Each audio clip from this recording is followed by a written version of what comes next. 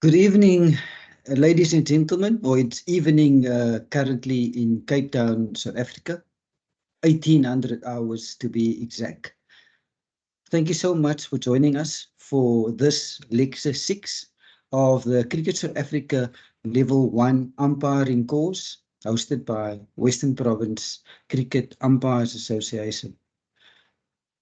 My name is Abdullah Steenkamp, and I'm flying solo again this evening. My usual co-presenter, Tom Okorosi, will be joining us next Monday, which will be our final lecture for this course. As usual, the format of the lecture is I'll be covering laws 32 up until 40 this evening, and those laws are all the dismissal laws, from starting with the bold law, and the last law will be the timed out law.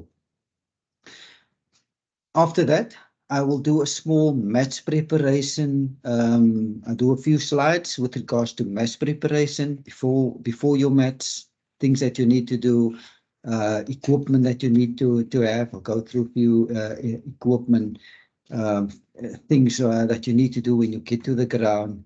That I will do after presenting the dismissal laws, and then after that I will open the floor for Q&A. Currently, my mics and cameras are deactivated, but I will activate them as soon as we enter the Q&A session. To kick off this evening, the first law is, or the first dismissal law that we're covering is bowled. So when it comes to bowl, when is a batter or striker out bowled? Strikers out bowled when the ball delivered by the bowler, and not being a no ball, puts the wicket down. Emphasis on ball putting wicket down. Even if the ball first touches the striker's bat or person and then goes onto the wicket, but if the ball puts the wicket down, striker is out bowled. Point 2 just tells us that striker will not be out bowled if the ball has made contact with any other player or umpire before going on to the wicket. Bowl to take precedence, or bowl take preference over any other dismissals. There are some occasions where a batter can be dismissed for on more than one or type of the mode of dismissal. It can happen. You can have a batter being out caught and the ball putting the wicket down, so the batter's out bowled and caught. Which one do you take? According to the laws tell us bowled is always number one. If strikers out bowled, and even though the striker might be out or dismissed any other mode, it will be recorded as bowled in the scorebook. So bowled will always be number one. We'll see in the next law who is number 2. So there's a number 1 according to the law, which is bowled. The next law that we'll cover is number 2. That is now only if a striker is more than one type of dismissal. Next law is caught. Let's look at a video. Fair catch. A catch shall be considered fair if the ball is held in a fielder's hand, hugged to the body of the catcher, or accidentally lodges in his or her clothing, helmet, or protective equipment. But of course, this being cricket, it isn't always that simple. If a fielder deliberately uses an item of clothing to try to catch the ball, it is not out, and 5 penalty runs are awarded to the batting side.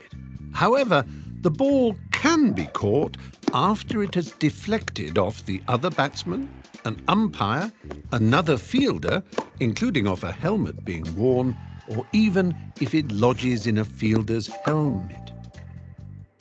Perhaps the main criterion for a catch to be considered fair is that the ball must not touch the ground before being caught. Here, for example, the ball does not touch the ground even though the hand holding it does so in effecting the catch. This is a fair catch. And then there is the question of catches near the boundary. This is such an interesting subject that we've given it a film all of its own. To catch up on everything to do with catching, simply refer to Law 33 in the Blue Book. So how many runs to be scored if the striker is out caught? Let's say the striker hits the ball high in the air, and while the ball is still hanging in the air, they complete 2 runs. And only then, after completing 2 runs, then the fielder catches the ball. So how many runs to be scored? The law tells us if a striker is dismissed court, no runs to be scored from that delivery. Even though they might have completed 2 while the ball is in the air, but no runs to be scored if a striker is dismissed court. There are other modes of dismissal where you will get runs that will be credited to you. We'll get to those modes later on. But the mode of dismissal, the court mode, if a striker is out court, no runs to be scored. In the earlier law, in the previous law, we covered bowled, and we said bowled is number 1. Who's number 2? Caught is number 2. So what I mean by caught is number 2. If a striker's, if the criteria of 33.1 is met, strikers out caught and strikers not out bowled, court will always take precedence, will take preference over another mode of dismissal. You can get sometimes a batter being out on more than one mode of dismissal. If the striker is not out bowled, court will take precedence. So court, bowled will always be number 1, and court is number 2. That's the only, according to the law, they only list 1 and 2. The other modes, they will be in order of how they happen. But if a striker's out bowled, and even let's say he might be out caught, bowled will always take precedence. Caught will always be number 2. It is highlighted in green, so there is an exam question on this.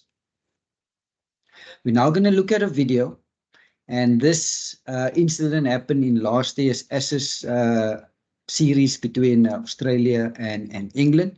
So we look at the video. We have Sir Andrew Strauss and Ricky Ponting commenting on the dismissal. And then after this video, I'll play you the TV umpire for that particular test match who adjudicated on this, which was South Africa's Mare Erasmus. And Mare will then explain why he and how we got to his decision. But let's first look at the clip and hear Ponting and Sir Andrew's comments. Want your opinion on that catch now, Ricky? You've had ages to digest it as you've meandered across the outfield. What do you reckon? And the last 10 minutes in the commentary box we've been talking about it.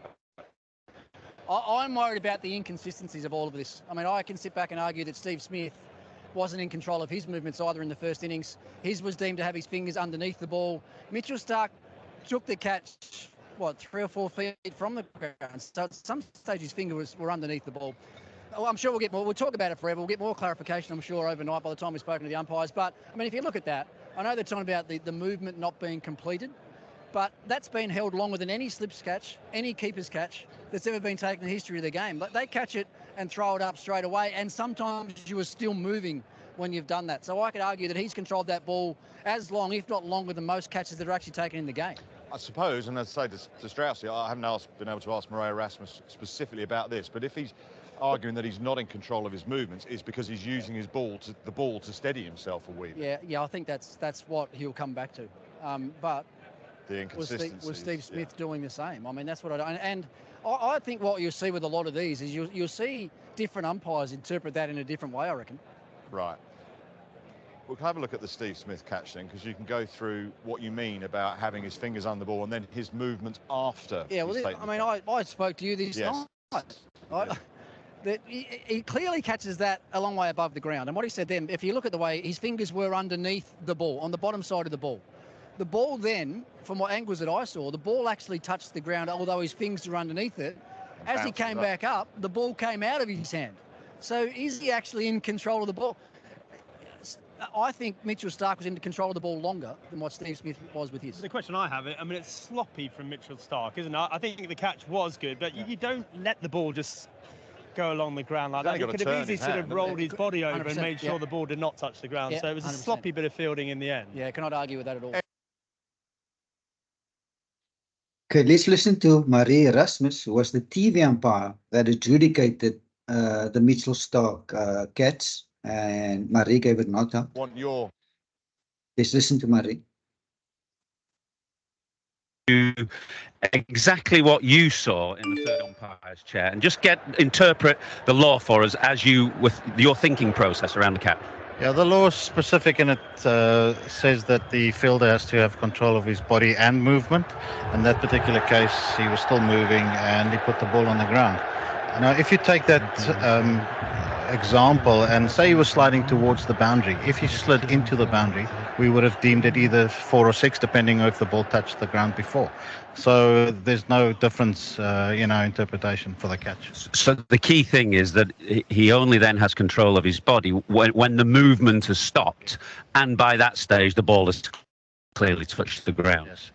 It was actually quite simple because he actually put the ball on the ground quite early, and then eventually when he came to stop, it was too late. The next mode of dismissal is hit the ball twice. Let's look at a video. Hit the ball twice. Hit the ball twice and you're out. Unless, of course, you're defending your wicket or it was accidental, in which case you're still in. The striker is out hit the ball twice if, while the ball is in play, it strikes any part of his person or is struck by his bat, and before the ball has been touched by a fielder, he willfully strikes it again with his bat or person. The key word here is willfully. But if this had happened instead, the batsman would remain in. In other words, inadvertent double strikes don't count. The batsman is allowed to hit the ball a second time in order to guard his wicket. He can use his bat or almost any part of his body. He cannot, however, use a hand that's not holding the bat. The only time you can't use your bat to hit the ball twice to defend your wicket is when it would prevent a catch. The batsman can also hit the ball a second time in order to return it to a fielder, as long as a fielder has given him permission to do so. If you'd like to swat up on this a bit more, simply turn to Law 34 in the Blue Book, where you'll find all the nitty-gritty detail you need. So we've just heard that you're not allowed to hit the ball twice except to protect your wicket. So now the question is, let's say you defended the ball and it now starts to roll towards your wicket. The law allows you to hit the ball a second time to protect your wicket, and that's the only time when you can hit the ball a second or third time is to protect your wicket. Now the ball rolls towards your wicket, and the batsman now hits the ball for the ball not to go onto the wicket. But the batter hits it so hard that the ball, let's say, goes past the square leg fielder towards the boundary, and now the batter starts to run. So now the question is that allowed? Can they run, or are they not allowed to run? So the law tells us that they are not allowed to run. You need to wait until either the ball reaches the boundary or the completion of the first run. So let's say as soon as they completed the first run, Now you call and signal dead ball. And you'll allow them to complete the first run to give the fielding side the opportunity to run out the either of the batters. So bottom line, no runs to be permitted from a ball that was legally struck a second time. And when are you legally allowed to hit a ball a second time? Only to protect your wicket. But then also there's a but on that, as you saw in the video. You are allowed to legally hit the ball a second time to protect your wicket, but you're also not allowed to prevent a catch from being taken. So if the ball is about to go onto your stumps, but it's still in the air, and the keeper wants to take the catch, and you hit it out of the keeper's hands, you can be given out, or you should be given out obstructing the field. So we just covered that. You're not allowed to take any runs for a ball that was legally struck a second time. The batter was trying to protect his or her wicket. So now they allowed to legally hit the ball a second time. So now you've legally hit it a second time and you start to run. We just heard that. Those runs are not to be allowed. So the law tells us you'll disallow those runs. You will return any not out batter back to their original end. So if they took a run and on completion of the first run, we've just heard that you need to call and signal dead ball. You now need to send the batters back to their ends because that run will not be allowed. If there was a no ball, that no ball will stand. You will award any other 5 penalty runs that may be applicable, except if the ball should hit the helmet that was placed behind the keeper. Next mode of dismissal that we're covering is hit wicket. We're first going to cover when you are out hit wicket. Then we will cover when you not out hit wicket. And after listening to what the law say, we will then have a look at a video that happened in a ODI a year or two ago. And I'm going to turn off the sound and I'm going to play the video not until the end, because in the chat box, I want you to put your decision. Imagine you were the TV umpire and you need to make a decision. I want you to put in the chat box out or not out, and a brief description why you say out or not out. So let's first cover when is the striker out hit wicket. So before we get there, there is a window period for hit wicket to happen. It needs to happen when something happened and it ends a certain time. So we'll get to when it ends later on in the next slide. But when does hit wicket starts? That window period only opens as soon as the bowler enters his or her delivery stride, i.e. as soon as that back foot of the bowler lands. That is when a bowler enters his or her delivery stride. That is when the window period for hit wicket opens. So you might ask, so what happens if it happens before the bowler enters his or her delivery stride? We'll get to that answer in a slide or two. But the point I'm trying to make here is the window period for hit wicket only opens as soon as that back foot lands. We also have an ending time, but we'll get to it later on. So when is a batter out hit wicket? We've now just heard when that window period opens. So the bowler started now his or her run up, and the bowler has now entered his or her delivery stride. So now the wicket can either be put down by the striker's bat or by the person. Doesn't have to be the bat, can be the person as well, or any equal. So law tells us that a striker's out hit wicket if after the bowler has entered his or her delivery stride, or the window period opens once that back foot of the bowler lands. And the striker puts the wicket down in the course of any action taken by the striker while preparing to face the delivery. Different strikers have different methods how they prepare. You'll often find strikers having a back and across movement, or striker having only a forward press movement. Some striker keeps the bat up in the air, some don't keep it up in the air. It differs from striker to striker. But what the law tells us, any action, any course of action that the striker takes in preparing to receive or in receiving the delivery, if the striker puts the wicket down, the striker will be out hit wicket.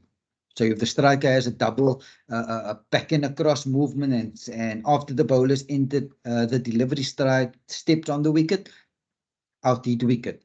If the striker, in preparing to receive the delivery, lifts the bat in the air and the bat takes off the bails, out hit wicket.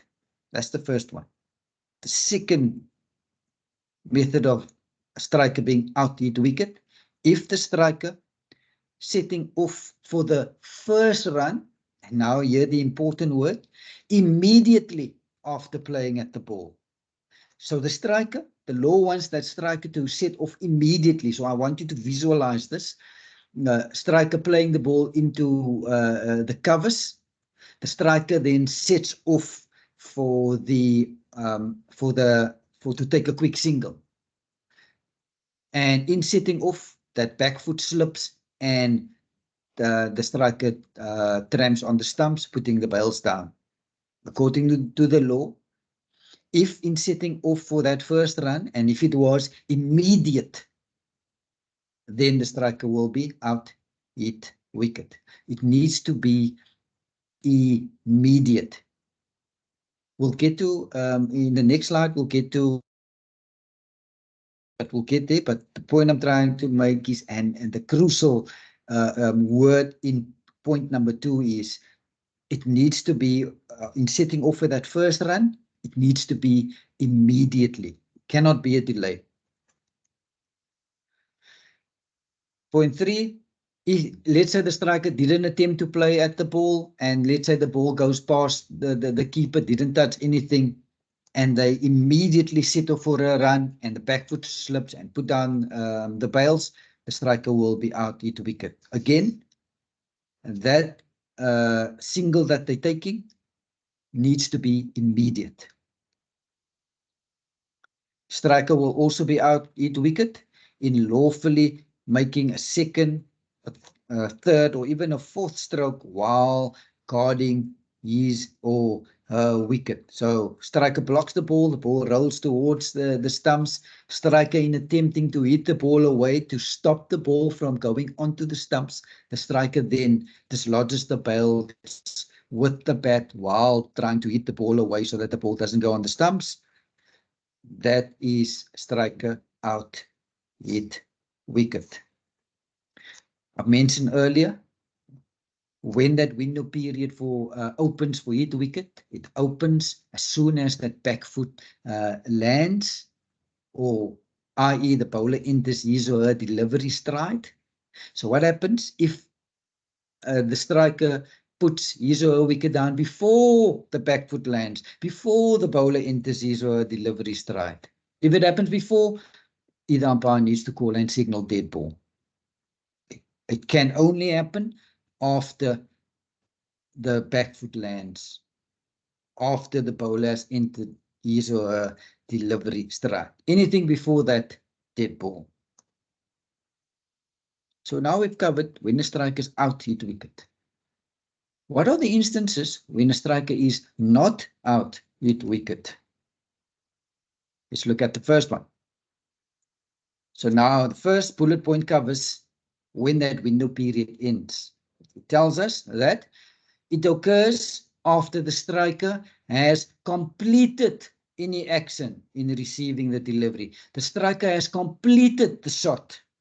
Once the shot for that, the shot that the striker was trying to play at that ball, whether it's a cut shot, a hook shot, a cover drive, As soon as the shot for that particular delivery, or the shot that the striker attempted to play at that ball, as soon as that action for that shot is completed,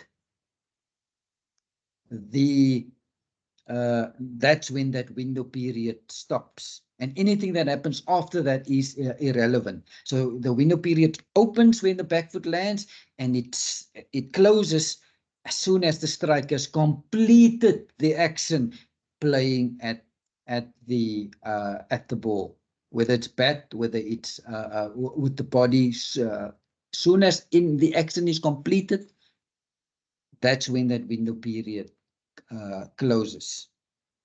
So the striker will be not out hit wicket if the striker completed any action and then puts the wicket down. It will be not out. Why not out? Because the window period has closed, because the law tells us as soon as the strikers completed the action, any action in the receive, in the delivery, window period close.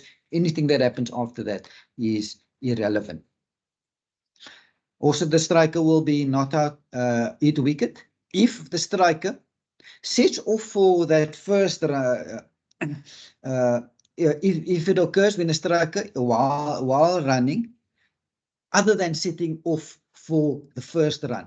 So let's say on the third run, the striker puts down the wicket. Let me use the actual example. The striker hits the ball to third man. The batters run one, and they're busy completing the second. The ball then comes in from the third man boundary. The batters, the striker seeing is going to be tight. The striker then dives to make his or her ground, and while diving and sliding towards the wicket, the striker then his or her bat goes against the wicket, and the bails are down.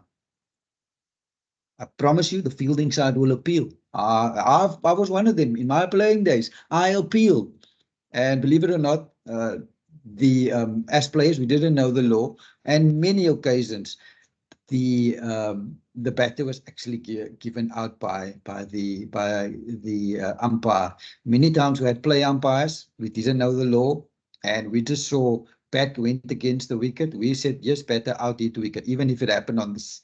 In one instance it happened on the second run, one instance it happened on the third. There was an instance where it happened on the fourth run. The umpire gave the batter out. What bullet point is number 2 is trying to say is, if it occurs any other run except that first run, and we've just heard that it can only be given out if it happens on the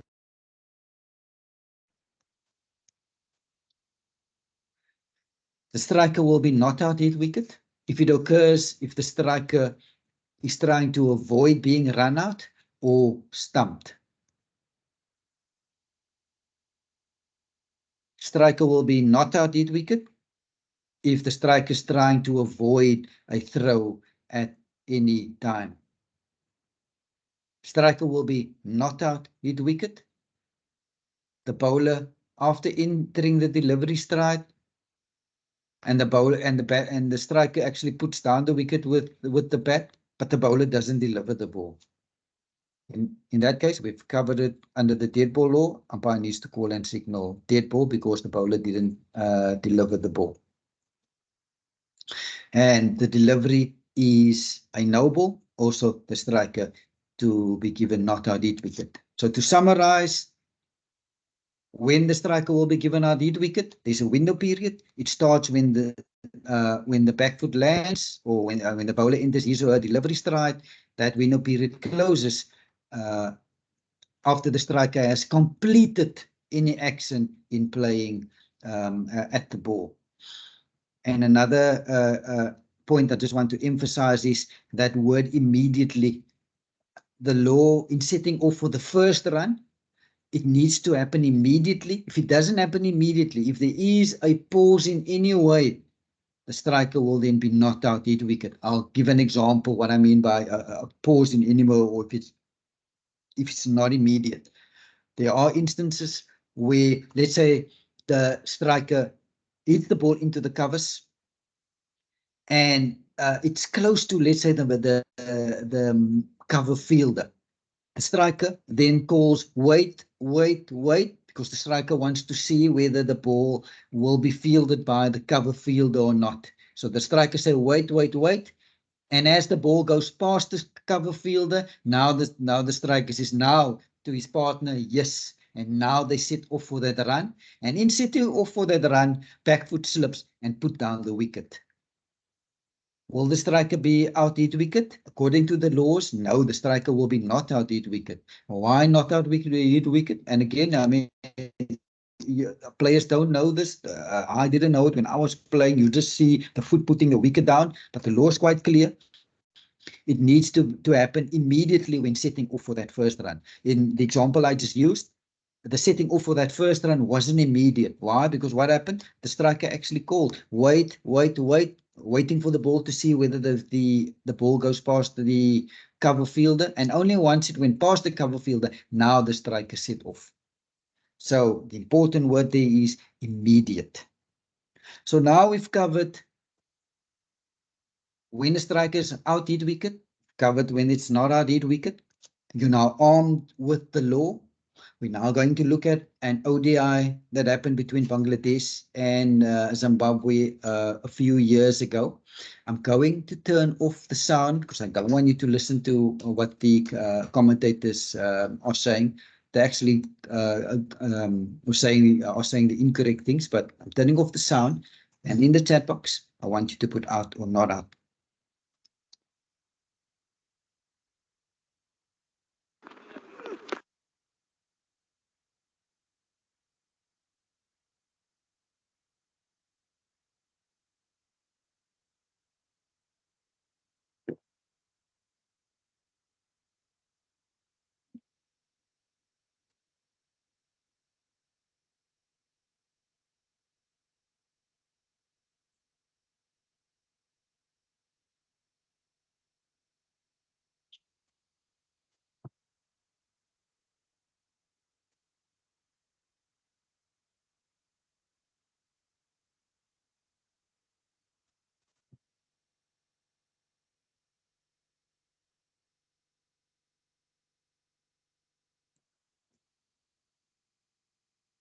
They're going to show the replay now.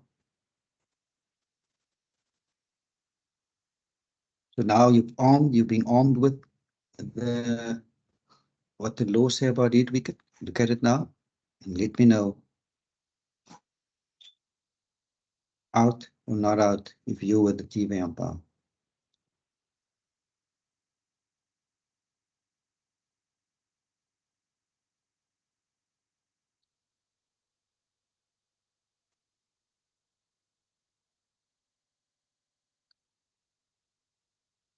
Okay.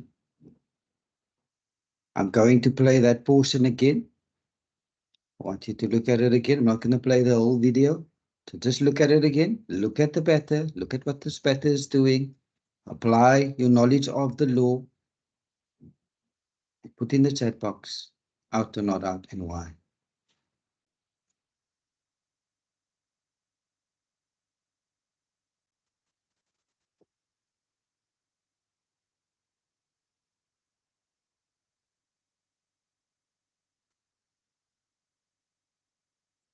When we do the Q&A, we will discuss this video in detail. Next mode of dismissal is leg before wicket. Let's look at a video. Leg before wicket. LBW.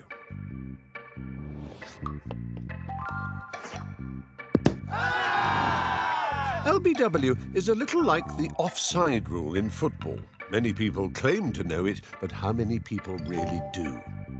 Our handy checklist means that whether you find yourself umpiring an international test match or the kids on the beach, your reputation for fairness will remain intact.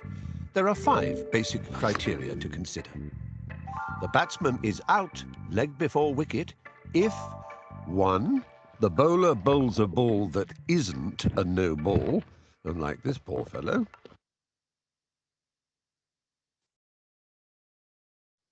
The ball, if it is not intercepted on the full, pitches in line between wicket and wicket or on the offside of the batsman's wicket. It cannot be out if the ball pitches outside the line of the leg stump. 3, the ball hits the batsman either full pitch or after pitching and before he hits it with his bat. 4. This is where it gets a bit more complicated. If the batsman was making a genuine attempt to play the ball, the point of impact must be between wicket and wicket for LBW to be an option. However, if the batsman has made no genuine attempt to play the ball, the contact must either be between wicket and wicket or outside the line of the off stump. 5. This is the crucial part. But for the interception by the batsman, the ball would have gone on to hit the stumps and dislodge the bails. Any questions? Just refer to Law 36 in the Blue Book.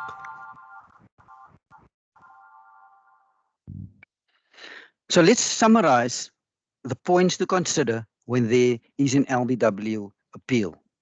First is the ball should not be a no ball. Second point is, if not intercepted on the full, it needs to pitch in line between wicket and wicket or on the offside of the wicket. So now you can see the law is clear here where it needs to pitch. Pitches either in line between wicket and wicket or on the offside. That's where the rule comes in. If it pitch outside leg, batter can never be given out LBW because the law here states where it needs to pitch.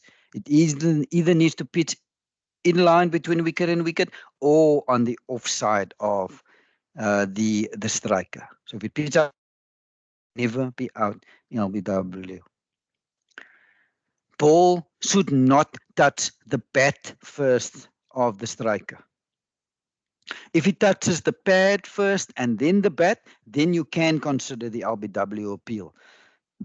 But if it touches the bat first and then goes onto the pad, you should not be considering LBW appeal. You should give it not out. Another point to consider, the striker intercepted the ball with any part of his or her person. Yes, I know the law says LBW leg before wicket, but it can be any part of the body. It can be the shoulder, the tummy, any part of the person. Doesn't have to be the leg. The law wants the point of impact to be between wicket and wicket. There is a but. Before I get to the but, point of impact has to be between wicket and wicket for you to consider the LBW appeal. There is a but, and what is that but? That but is if the striker did not make a genuine attempt to play at the ball with his or her bat, if the striker did not offer a shot.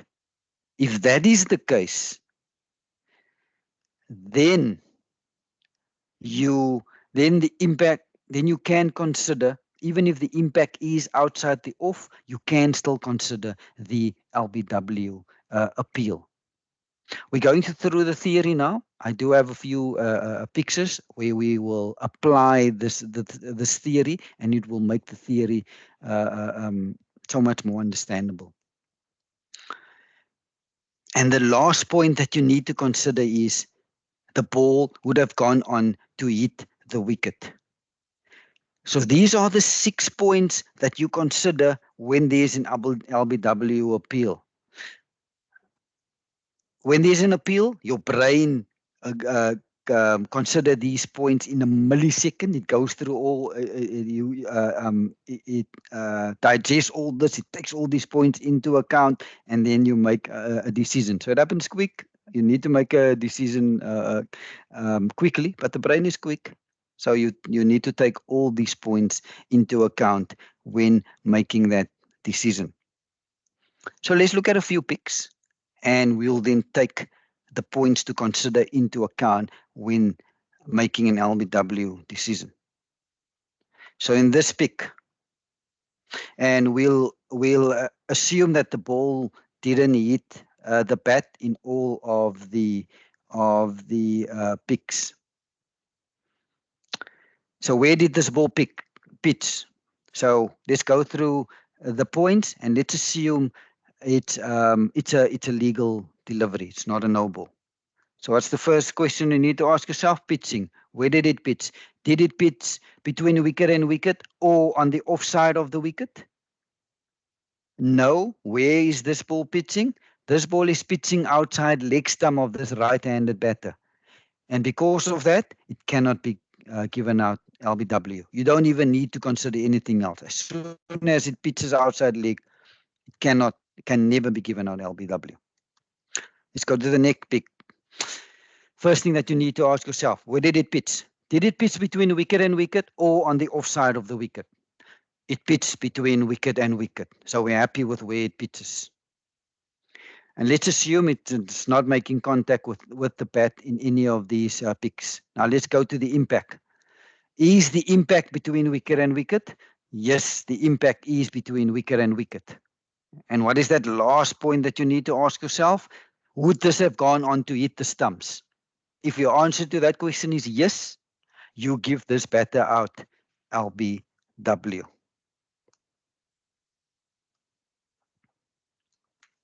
Next, where did it pitch? Did it pitch between wicket and wicket or on the offside of the wicket? It pitched on the offside of this right-handed striker. Where was the impact? Was the impact between wicket and wicket? No, the impact was not between wicket and wicket. The impact is outside off, and this batter is playing a shot. Because the batter is playing at the ball, impact outside off. The law wants that impact to be between wicket and wicket. So this will be not out because impact is outside off, or another way of saying is hit the batter outside the line.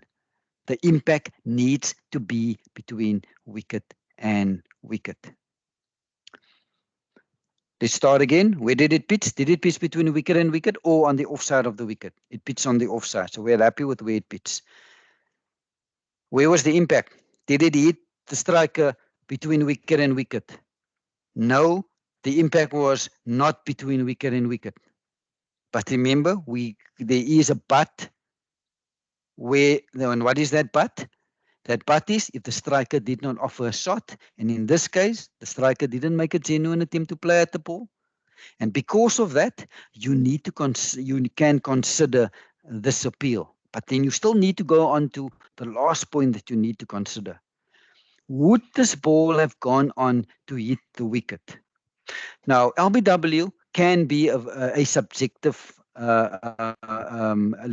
You'll find a few people looking at the same pick and go on to hit the wicket. Others would say, I don't think this would have gone on to hit the wicket. It's a judgment call. It's your call. You need to make that call. So just to go through this again, it pitching outside off, even though the impact is outside off, but the striker didn't offer a shot. Now the last point that you need to consider, in your opinion, would this have gone on to hit the wicket? If your answer to that question is, yes, I think this would have gone on to hit the wicket, you give the striker out LBW. If in your opinion, you feel that this ball didn't come back enough, I think this ball is missing off stump. It's not going on to hit the wicket. If that is your decision, you give the striker not out LBW, and your reason is it's not hitting the stump, it's not coming back enough, it's missing off stump.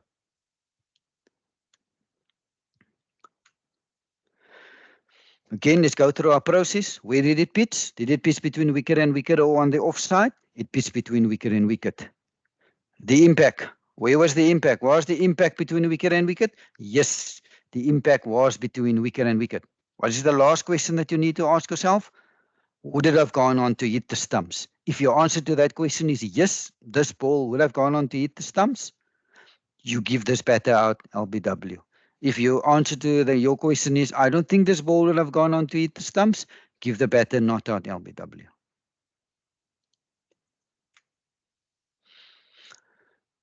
Start with our first question. Where did it pitch? Did it pitch between wicket and wicket or on the offside? Yes, it pitched between wicket and wicket. Where was the impact? Was the impact between wicket and wicket? Yes, the impact was between wicket and wicket. Last question that you need to ask yourself, would it have gone on to hit the stumps? I'm now going to bring out additional points that you do need to take into account when considering an LBW decision. We've covered earlier those 6 points, but there are additional information that you do need to take into account, like in this particular picture. For me, this is a left-arm bowler bowling over the wicket to this right-handed batter. So this left-arm bowler, the ball pitching between wicket and wicket.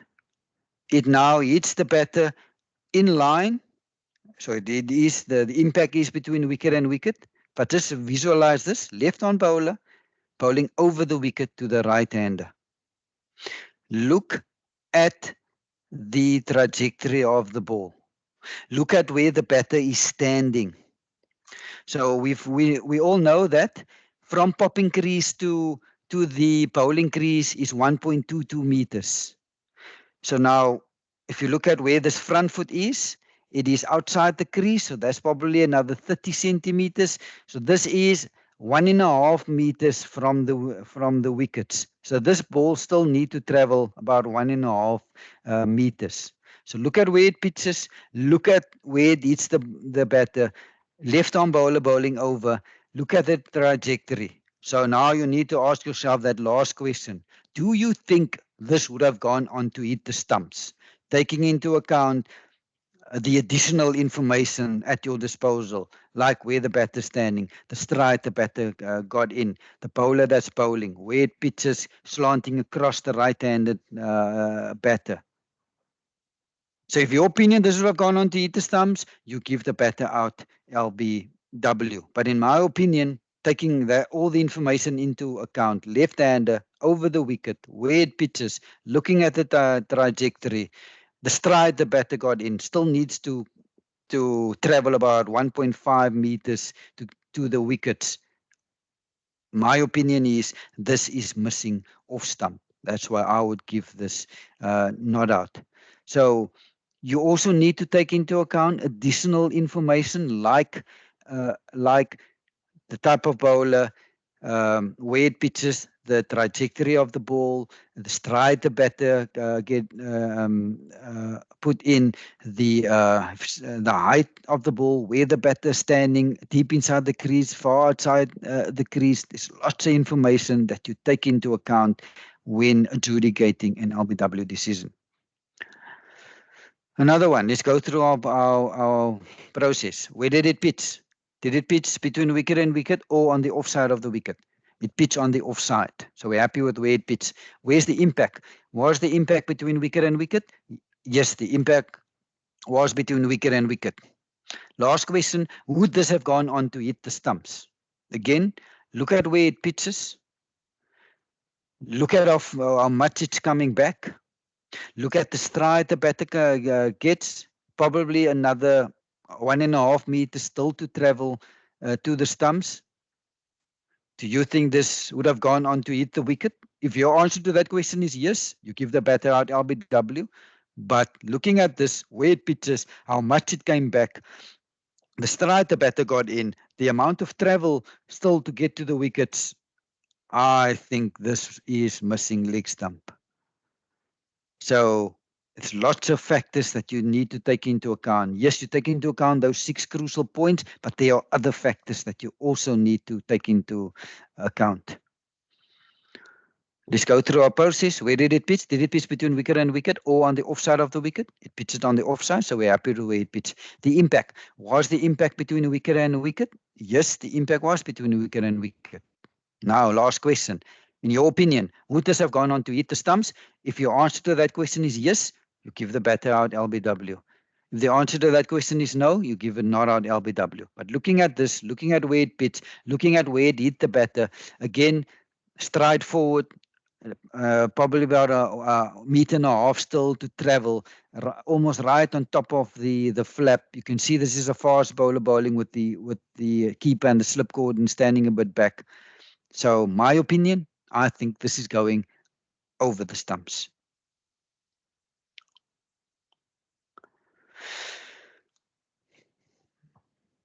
Next mode of dismissal is obstructing the field.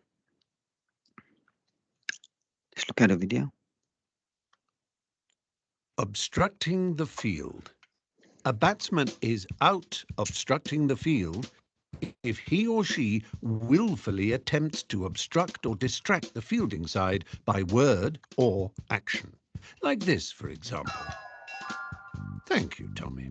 In particular, it is considered to be obstruction if, while the ball is in play and after the striker has played the ball, either batsman willfully strikes the ball with a hand not holding the bat or any other part of his or her person, or with the bat.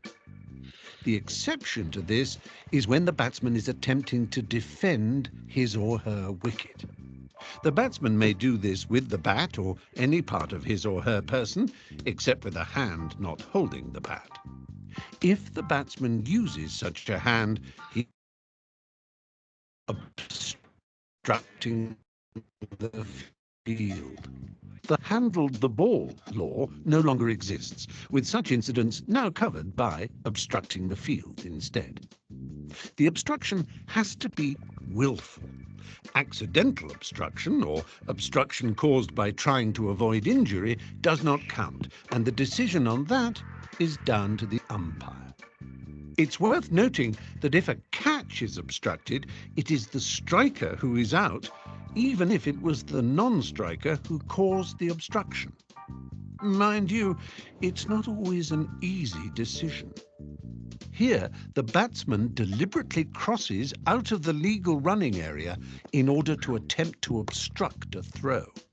There is no other reason why the batsman should be running across the pitch. What looked an accident was, in fact, an illegal incident. To avoid any possible confusion, read Law 37 in black and white in the Blue Book.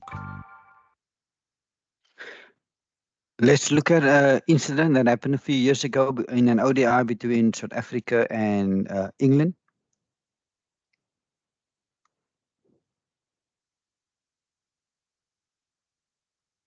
Danger! Now then, what have they done here? Dead ball. Called dead ball. They're fired up, South Africa. Now he's called dead ball to sort out the issue.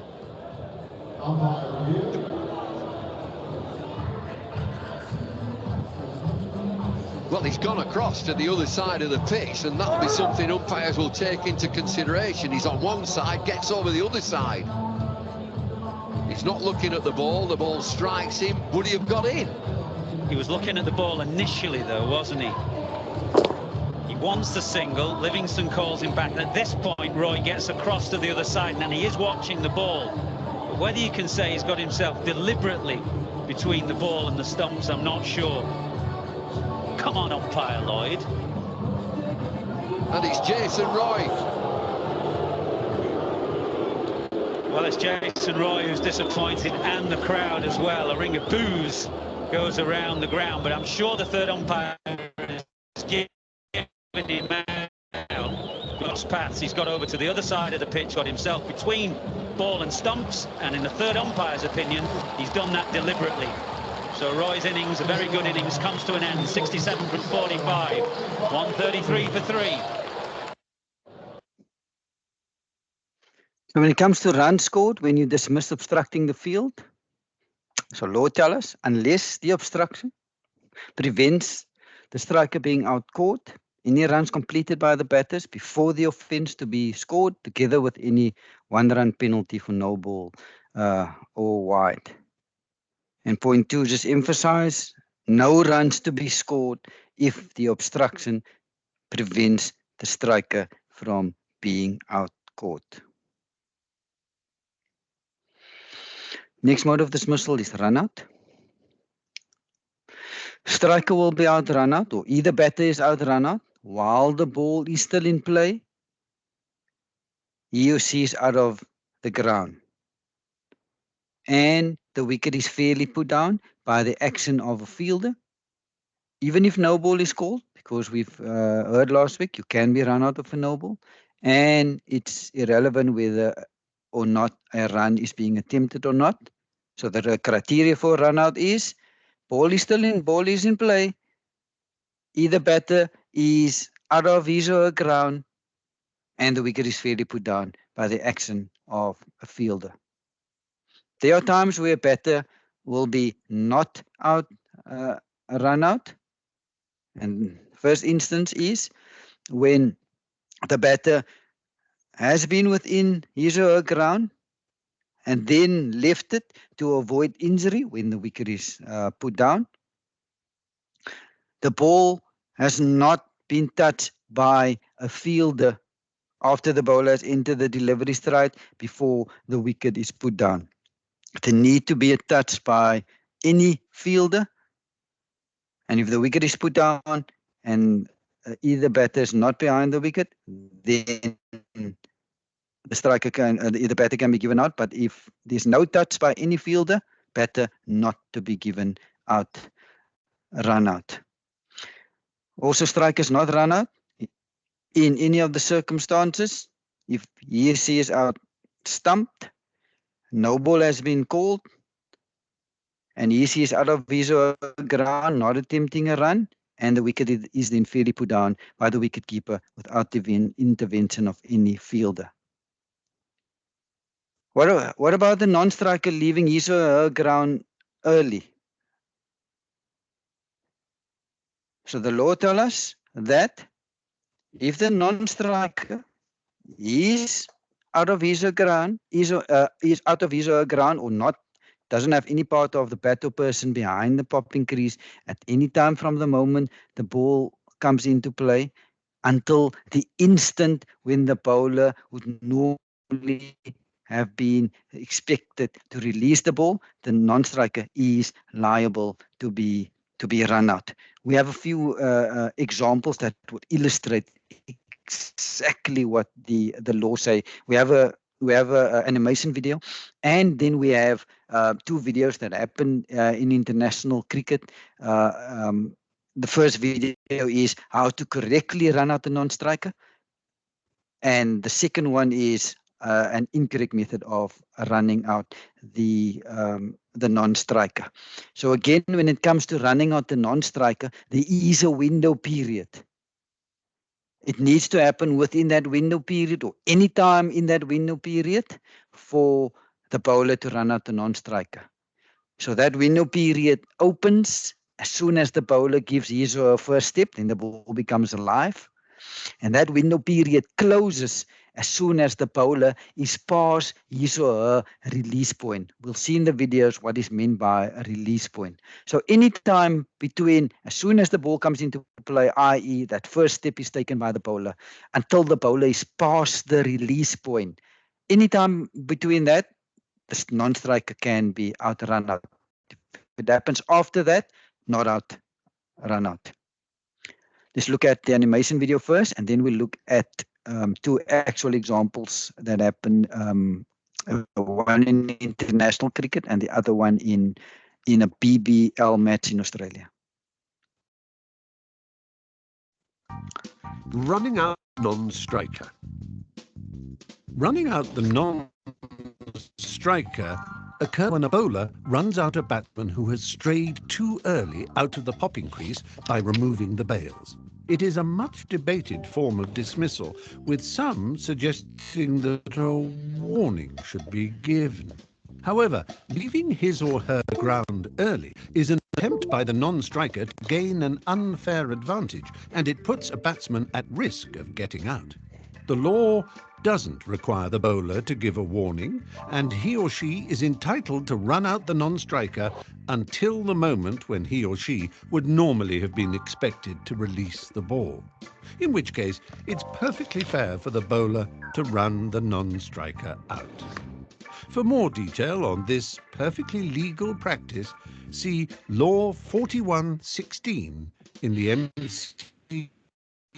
MCC's The Laws of Cricket. So let's look at the correct method of running out the non-striker. This happened in an ODI between England and in India about a year ago. And remember the window period. You can only run out the non-striker within that window period. That window period starts when the back foot, when the bowler gives his or her first step. It ends as soon as the bowler's past the release point. So you now need to ask yourself, did the run out happen in that window period? As I said to you, it ends when the bowler is past the release point. So looking at this, you need to ask, is the bowler past a release point? If yes, should not be given out run out. If no, the bowler can then run out the non-striker. Let's look at how she runs out the non-striker. No.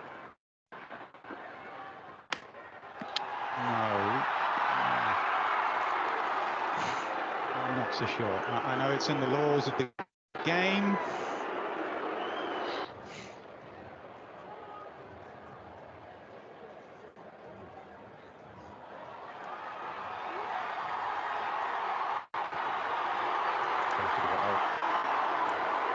I'm ready with my decision for the big screen.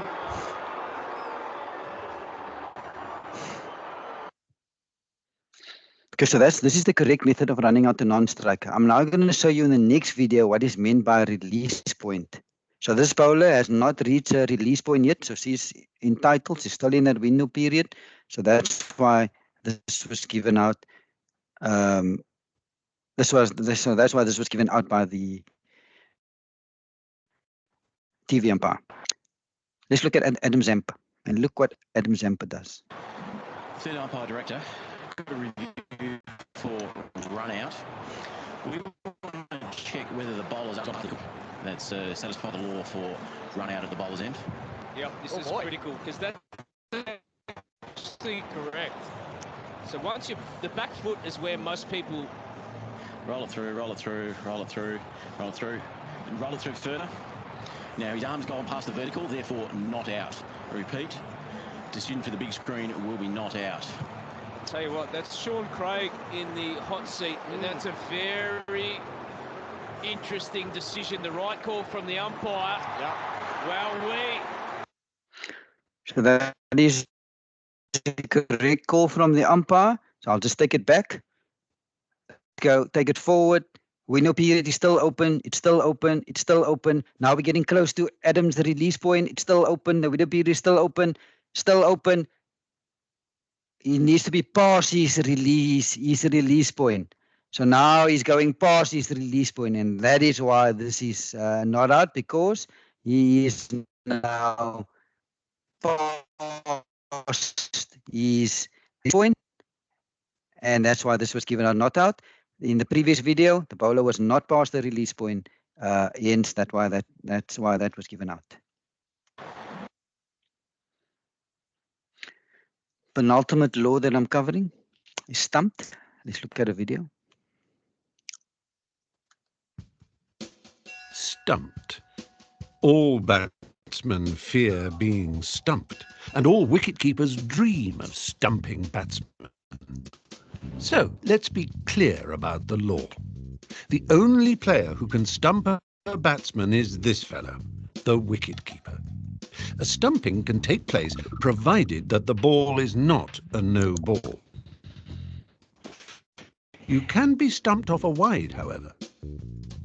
Here, for example, the batsman has moved out of his or her ground to play the ball, but has missed it and has not attempted. The wicket is fairly put down by the wicket-keeper without the intervention of another fielder. When all these conditions are met, the batsman will find that he or she has indeed been stumped. It's also okay for the ball to rebound onto the stumps off any part of the wicket-keeper, including his or her protective equipment or helmet. If it is a no ball, the batsman will not be out-stumped and is also protected from being run out as long as he or she is not attempting a run. Don't be stumped about stumping. Get a copy of the Blue Book and study Law 39. And the last law that I'm covering this evening doesn't happen that often, but it is part of the laws, and it's timed out. So when will a batter be timed out? Laws say after a fall of a wicket or the retirement of a batter.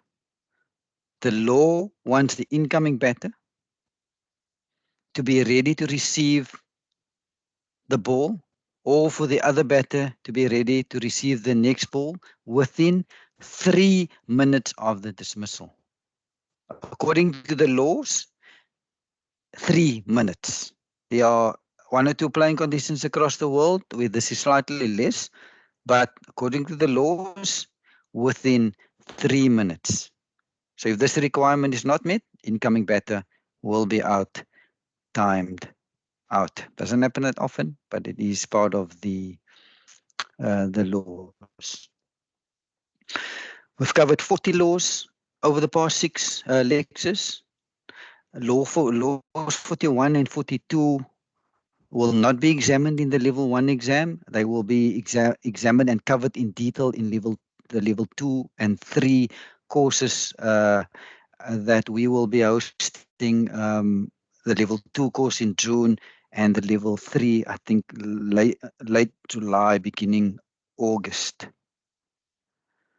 So that's why, for the purpose of this level 1 exam, because there's no exam questions on level 2, and we're covering it in our level 2 and level 3 courses in detail. We are not covering it here, but there's nothing stopping you from reading the PDF version, going to the PDF version and reading laws 41 and 42.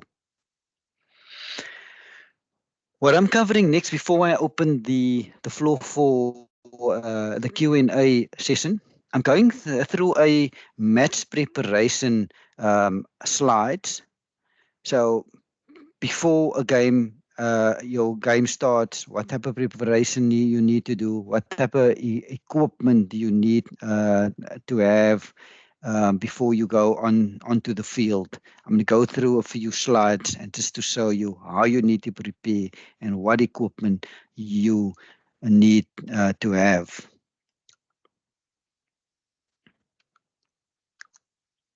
So in this match preparation slides, I'm going to cover dress code, umpiring equipment, pre-match duties, and on-field technique. I'm starting with the dress code.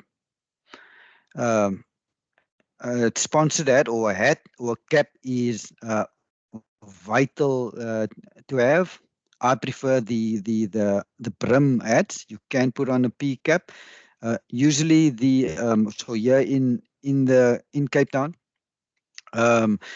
the Western Province Cricket Umpires Association, they do supply the umpires with clothing. They give you your shirt to stand in, and they provide you with a hat. I prefer these floppy hats or brim hats.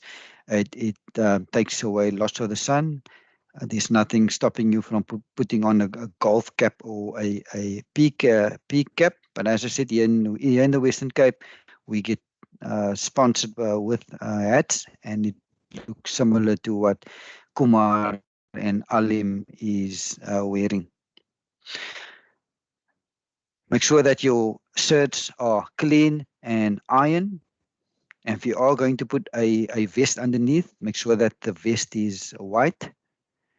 Get yourself a comfortable fitting black pants.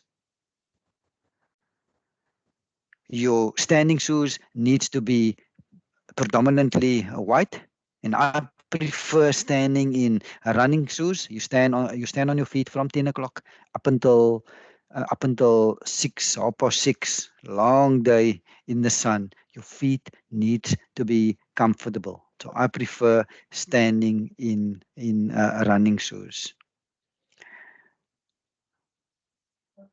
Get yourself a modest watch. No need to stand in a tag or a Rolex. I'll show you my equipment later that I use when I go onto the field. Get you a belt and get you a good pair of sunglasses. The eyes take lots of strain. There's lots of glare from the pitch. It's summer. Invest in a good pair of running shoes and a good pair of sunglasses. In terms of equipment, there are certain must-have and there are certain optional extras. For me, a must-have is a clicker. I've only seen one umpire that doesn't take the field with a clicker, but a clicker helps you to count the balls and the overs. Show you an example of this is my actual clicker that I use. These can be found. You can buy this in many sports shops.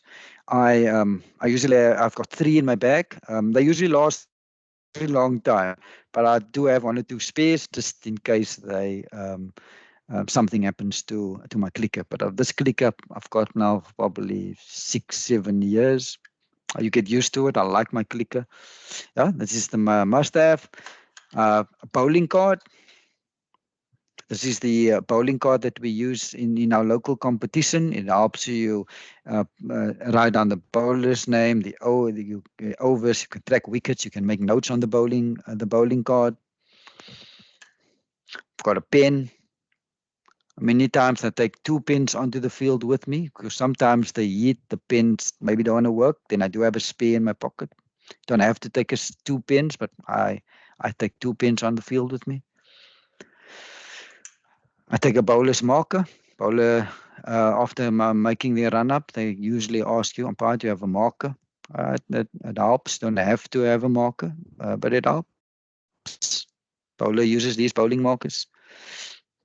I've got spare bells in my bag. I do have heavy bells as well. Let me just get to my heavy bells. It's in my bag. Here's an example of a heavy bell. You obviously can't feel it now, but this bell is much heavier than the usual one. It's been laid for quite a long time in the oil, so it's much heavier than the others. I do have a set in my bag. It's nice to have it, especially in Cape Town. The wind can blow gustily at times, and it's nice to have these heavy bells. I do have a scissor. In my pocket. Yeah, sometimes batters will ask you to cut something. Sometimes you need to. A piece of the ball gets loose. I then use the scissors to cut it. Optional extras. My ball gauge. I use my ball gauge. I take it on with me onto the field. I do take one of these clippers as well. I put it in my trouser and I use it to hold the hat of the bowler. I take a spiky. Sometimes bowlers ask you, the spikes becomes loose. It's just optional. I keep it in my pocket. If they do need it, they can use it. So those are the optional extras. Sweets you can use as well. I do have a few sweets in my pocket. Sometimes your mouth do get dry, so I take those energy sweets from time to time. Equipment that I pack in my bag. I do pack a spare standing shirt. Sometimes after a long day, tea time, sweaty. It's been 45 degrees in some of the areas in Cape Town. I then change my shirt. I do have a tape measure, a 5 meter and a 30 meter. For the 30 meter, I use to check the circle. The 5 meter I use to check the creases, popping, bowling crease, etc. I keep a law book in my bag. Playing conditions I keep in my bag. Team sheets, captain's reports, spare balls. If you do, teams usually have their own spare balls. I do keep sunscreen in my bag. Sometimes having toilet paper is a good idea. Optional extras, eye drops. I do like smelling nice. So I definitely take deodorant with me. lip balm I definitely take with me. In Cape Town, the clubs do provide umpires and the scorers with lunches. But if you do have a special diet, let's say you are diabetic and can only eat certain foods, then pack your own lunch. What are the pre-match duties?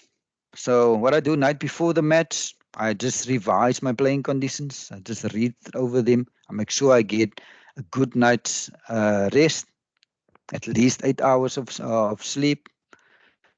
If I do need to directions to the field, I make sure that I do know where I'm going to. I pack my own bag. That's how I make sure that I do pack everything. And I pack it the night before. I do not pack it the morning. I've on many occasions early in my umpiring career forgot shoes, pants, hats at home because sometimes you're in a rush the next morning, and yeah, you will then tend to forget something. So I pack my bag the night before, and if you can fill in the captain's reports by just putting their name, the matches on it. But these days, like in Cape Town, we've gone digital. So captains get emailed the report. They complete it online, and they'll mail it to the relevant person at the Umpires Association. Some of the pre-match duties that we do. So here in the Western Cape, we need to be at the field 60 minutes before play start. The law requires 45 minutes, but the playing condition here in Cape Town requires the umpires to be at the field 60 minutes before play starts, because there are lots of duties that you do need to perform.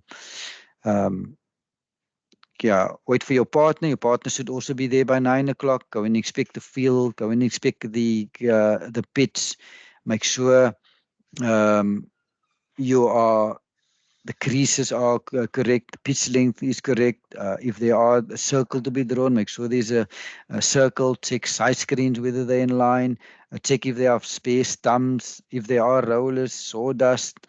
There's lots of duties that you need to perform. Overhanging trees, rugby poles inside the field of play. You need to discuss those with the captains before the game starts. Another important aspect is communicating with your partner. So before taking the field, agree on non-verbal signs. How are you going to signal? Are you going to signal 3 balls left, 2 balls left, 1 balls left? Are you going to re-signal after a wide, a no ball, and a dead ball? Discuss this before the game. Yesterday I mentioned when we did the appeals law, there are methods where the umpires do help each other. Let's say there's a sound, so umpires will use their hands, or some will keep the ear to indicate there was a sound. But you need to agree on these non-verbal signs before the game starts, so that when you do make these non-verbal signals in the game, your colleague know exactly what those signal means. Communicating with your partner in terms of where's the batter standing, outside the crease, way outside the crease, deep inside the crease. That's it's important that you do communicate that. Indicate when the delivery is close to or over waist height. When you do speak to captains, always you're a team on the field, so always communicate to the captain together, especially things like unfair play. Sometimes things like overhead updates. If the captain is closer to you, you can give the overhead update after you've confirmed it as a team, whoever's closest to the captain. But if you are going to speak to the captain, let's say about a bit of unfair play, make sure that you do speak to the captains together. Also, non-verbal signals, speak about it before the game. When there's ground weather and light, speak to each other, look at each other, show each other signals. You think the light is still good. You think the light is but fading, or I think we need to go off. Discuss these signals before the game. Body language is very important for an umpire. take the same time to make every decision, whether it's out or not out. You cannot be giving one decision where you like a gunslinger and gives it quickly, and then a next one you take 2-3 seconds to give it. Try to get consistency in your out and your not out decisions. Always try to stand still. If there's an appeal and you need to make a decision, try to stand still. Do not give decisions on the move. It gives the perception, if you're moving, that you might be a bit nervous, you're unsure. So stand still, make your decision whether it's out or not out. So strong body language when you're speaking to players, and if they don't have glasses on, remove your sunglasses. Make eye contact, speak to them, strong body language, and speak to them together as a team. Always, lastly, never point at players when you're speaking to them. Always try to keep your hands below chest height. Never try to shout louder than the players. Show calmness. Be calm. Speak to them nicely. You can be assertive at times if you need to, but no need to be rude. No need to to swear or to shout.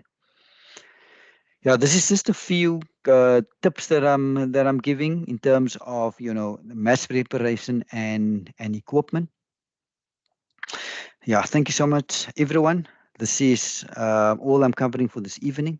I'm now going to open the floor for Q&A. So first thing, I'm going to deactivate your mics and your cameras for you to be able to converse with me.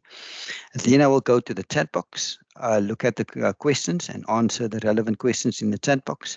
And then we're going to open the floor for Q&A. Any hands that's raised, I'll then address those questions or comments. So just give me a second while I deactivate your mics.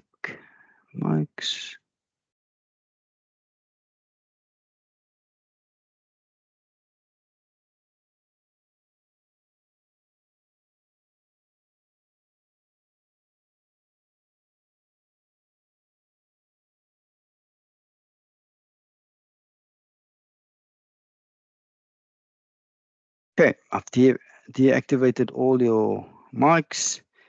I will now go to the chat box first, and let's look at if there are any questions in the chat box, and I'll address it, and then we'll go to the hands.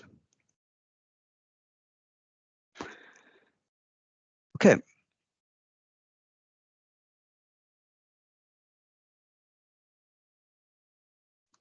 The first one was, I see there's not out, batter, not sitting for first run, not out. It's that hit wicket video. So I see there's lots of not outs, but there's a few outs as well. Not out, still part of the shot. I just completed the shot and was just in the follow through. Okay, let's go look at that video, and I'll slow it down and I'll take you through it. Just give me a second. Let me just get to it. And let's apply the law to it. Okay, so here's it. Again, I'm gonna remove the sound, and I want you to listen to the commentators because they got it horribly wrong.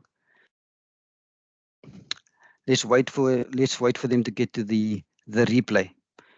So now while we're waiting on the replay, so the window period to be given out hit wicket, it starts when the back foot lands, when the bowler enters his or her delivery stride, and it ends once the shot is completed. So what we now need to look at, and let's assume the bowler was in his delivery stride, so it's still in that window period. So now look at, we're going to look at the shot now. So we need to ask yourself, looking at the shot, looking at the type of shot that the batter is playing, is he still within that window period when he put the wicket down? If yes, you need to give the batter out. If no, you need to give the batter not out. We're getting to it now. So look at what Brendan does. Look at the shot. Look at the type of shot that Brendan is playing. Abdullah, you need to share the video, please. Okay, sorry. Let me just give me a second.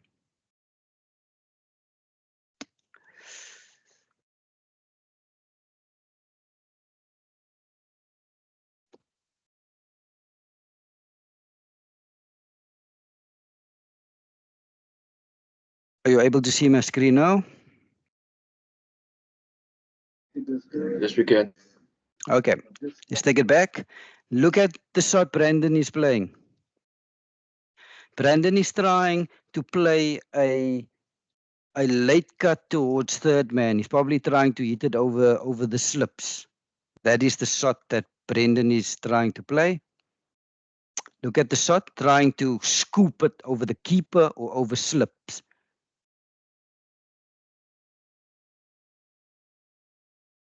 Okay, so now, just going back again, look at the shot Brendan is playing. He's trying to scoop it over the keeper. So the shot was a scoop over the keeper. So now, there. Is he done with the shot? Is he still good? Is this action he's doing now, is that still part of the scoop that Brendan is trying to play?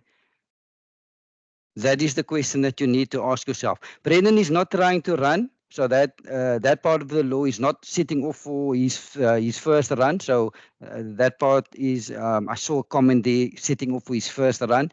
It's not part of this because he's not trying to run. So now you need to ask yourself, looking at this, looking at the shot Brendan is trying to play, trying to scoop it over the keeper. So is this final action, there's the scoop, is this that he's doing now, is that still part of the scoop that Brendan trying to play, or is that, I don't know what that is. I'll give you my interpretation. I will give this not out, and my reason is Brendan is done with the shot. Window period is closed. That is not part of the shot. The shot was a scoop over trying to playing an overfine over let's say over the keeper. So Brendan is done with the shot. That lazy follow through of the bat is not part of the shot. Shot is done. That scoop shot is done. So I will give Brendan not out hit wicket. That is my opinion.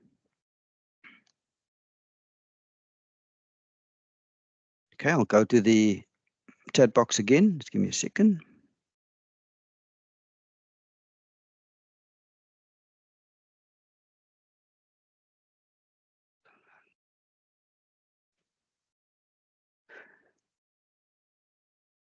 Okay, Kobus is saying some consider it unsportsmanlike. You're probably referring to the run out of the non-striker, Kobus.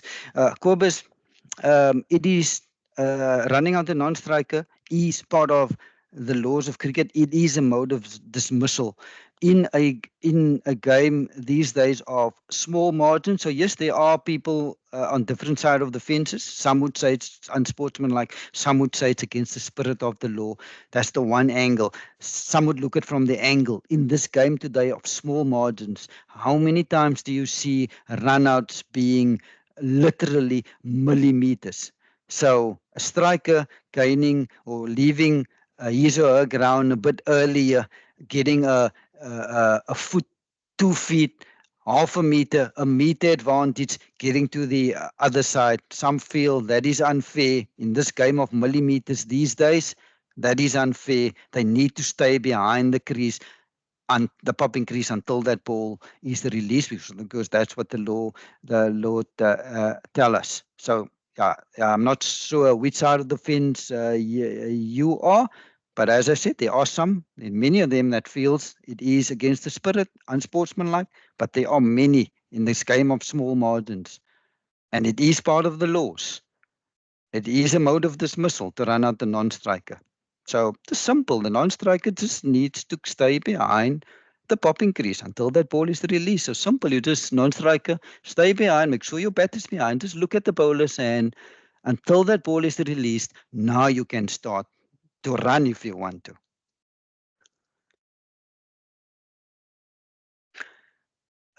Tawanda is saying about adjudicating the release point given different bowling actions in modern day cricket. So yes, bowlers do have different release points. You have some bowlers having a vertical release point, like Adam Zampa had a vertical release point, and you could hear the TV umpire spoke about or commenting on he went past the vertical. But we all know many bowlers don't have a vertical release point. Typical example is, or famous example is Lasith Malinga.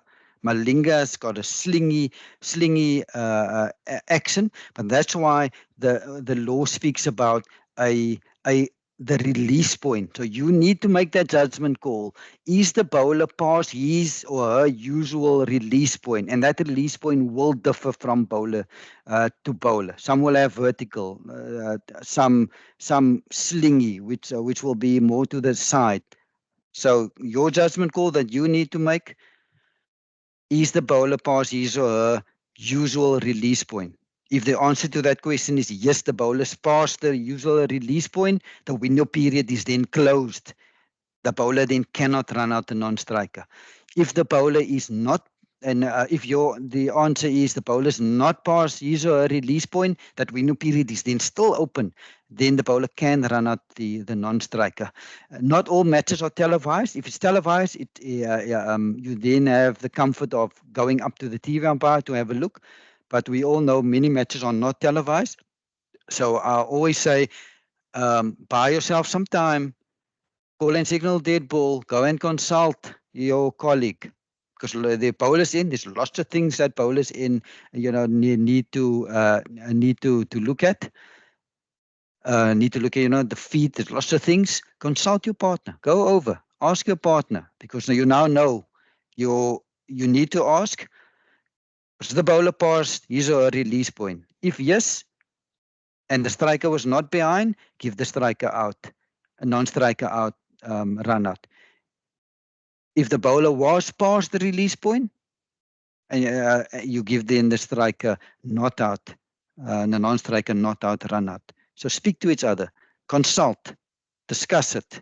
But the question you need to ask yourself, was they still in that window period? And the window period ends once they pass that release point.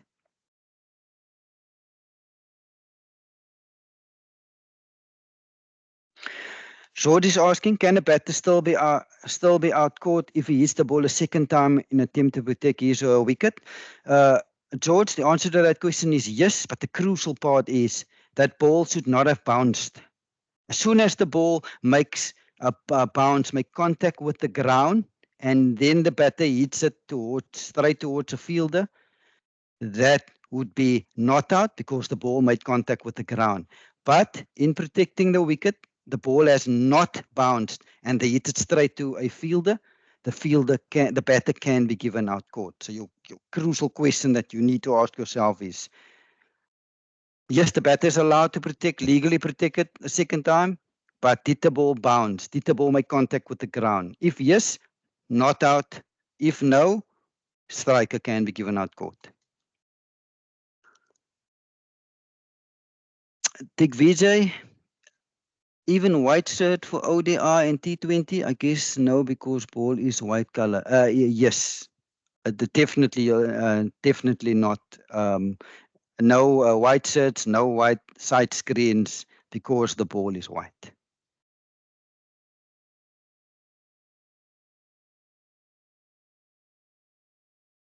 I don't see any more questions in the chat box. I'll come back to the chat box if there are more. I'm now going to see if there are any hands.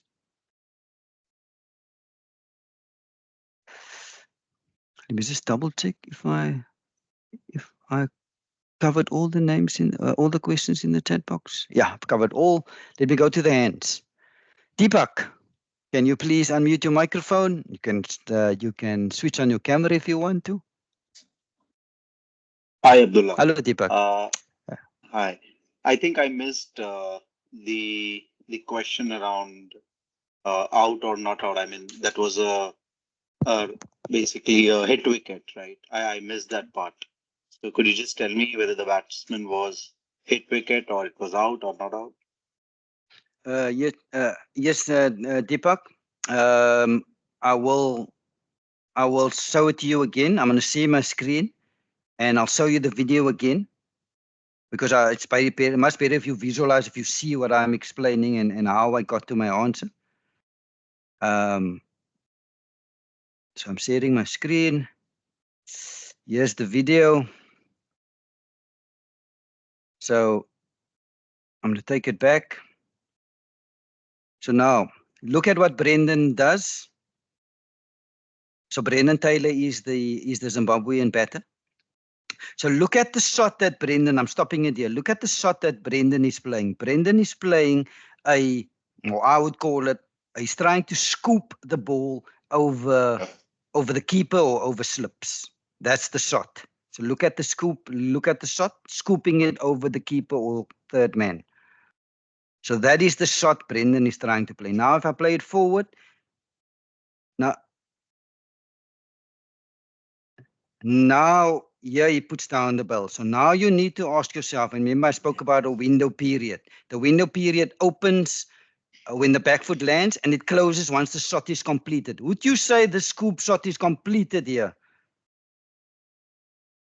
Yeah, I would say that, yeah. The shot was not completed.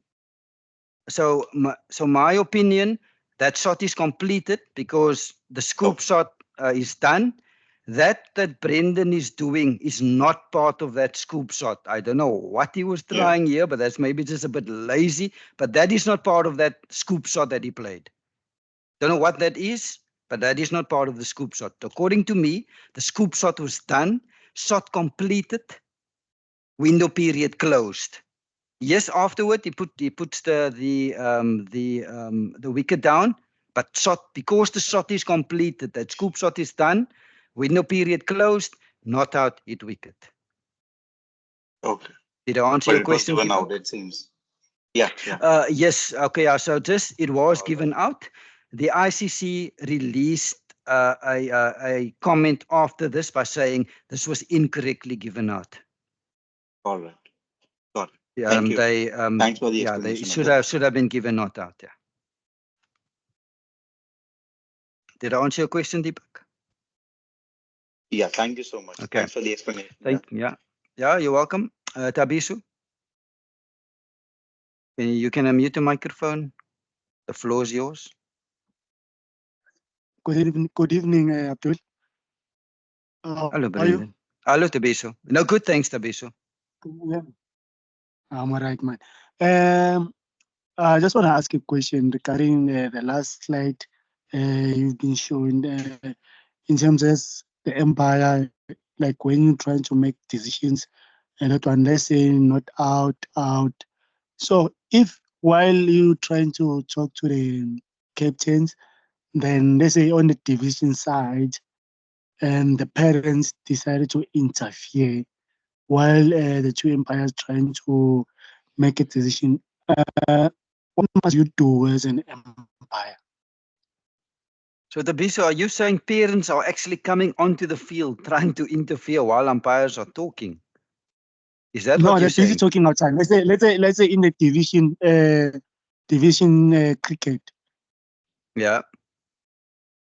Yeah, let's say school cricket or provincial, maybe provincial elections. Yeah, someone tries to interfere because normally if kids when they come to play, yeah. So how do the parents interfere? Do they shout from the touchline or let's say they from shout outside the from boundary? The outside. Yes. So yes, Tabiso, you'll often find it. You're not just in school cricket. You'll find it even at a provincial level. The crowd will voice their opinion. You need to block it out. You shouldn't be making decisions, listening, to the crowd, to their comments, shouldn't be succumbing to pressure from the crowd, parents, or who the player is, or the coaches, or no one. It can be whoever. The two of you, when discussing or consulting whatever decision, you need to be using the laws, the playing condition, and based on that, come to a decision and give the batter out or not out.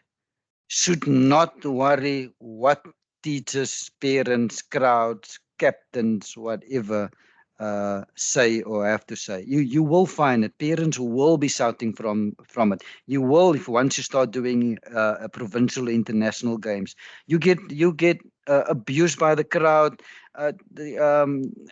Often they will voice the opinion. In small stadiums, you can actually hear the the crowd's banter. You need to block it out, and you need to make your decision without fear, favor of anyone.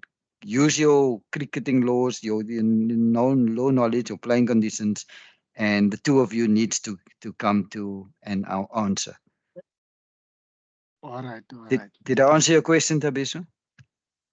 Yes. Okay. So through that video that you, sorry. Through that video that you were playing, is it Brendan Taylor? That is Brendan According Taylor, to me, yes. I saw that the shot was not completed. So I thought maybe it went to the keeper and then he missed the shot to the third man.